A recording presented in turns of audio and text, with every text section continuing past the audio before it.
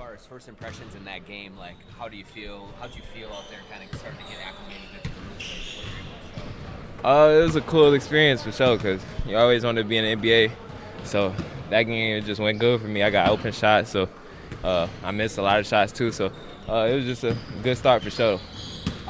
The floater was really working for you. Just like how hard have you worked on that part of your game and making sure that you have that to go to when you need it? Super hard. I mean, I worked on all parts of my game for real to get ready for this moment. So floater is a big part because I'm a shorter guard, getting in there with the tall players. I'm gonna have to float, throw alleys. So that's a main part of the game for sure. Rob, a lot of guys have talked about you being like a sponge, taking everything in here in camp and since you got drafted.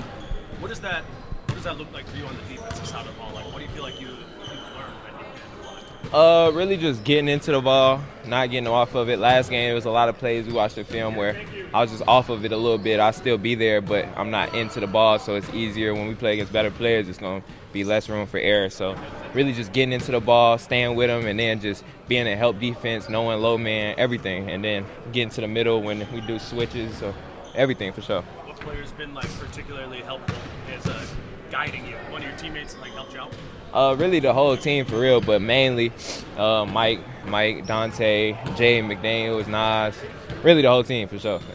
Ant says you come in with a smile on your face and you go. What does that mean? He says you're always in a good mood and all you want to do is go play. Oh yeah, I mean, you got to be like that. There's a lot of people out here struggling. There's a lot of people in worse situations. So even the days you don't feel like doing it, you just got to smile and get through it because it's always another day. Because you have an appreciation for where you're at, you mean? For sure, definitely appreciation. Rob, is that floater game kind of something you're trying to take from Mike Conley too, where he's so effective either doing that floater or the lob to Rudy? Yeah, for sure, because it's just example. I've already seen Mike Conley, but yeah, that's been a main part of my game since college, since high school, and I feel like for all smaller guards, you got to have a floater for sure. Robbie, look, I think you'll probably play with Donte a lot in the backcourt. Like, what do you kind of recognize about how your games mesh right now? It meshed perfectly, honestly, because Donte is a great dude. He teaches me everything. Sometimes you have veterans that don't want to teach you, and I feel like our vets is way different, complete opposite. They tell me everything. I ask them everything, and they ain't never got a problem telling me. So it'll mesh perfectly because Donte, he knows how to play great defense. He can shoot the ball. He can do everything. So really just learning from him and Mike, and then also playing with him. You got to guard him. You got to guard everybody on the floor. So. Does the Kentucky pipeline help at all these guys in the NBA? Are you able to tap into them and get advice? Is that part of the network? Yeah, for sure. Every dude that went to Kentucky, we definitely got a little relationship that's closer than anyone else because some dudes, I'm from a can of paint from Kentucky. It's just Kentucky. It's Kentucky family. So really just learning each other, and that Julius just came in. He went to Kentucky. He was a great help for sure. What's the hardest thing so far? Definitely getting over the screens. Dudes be big, super big.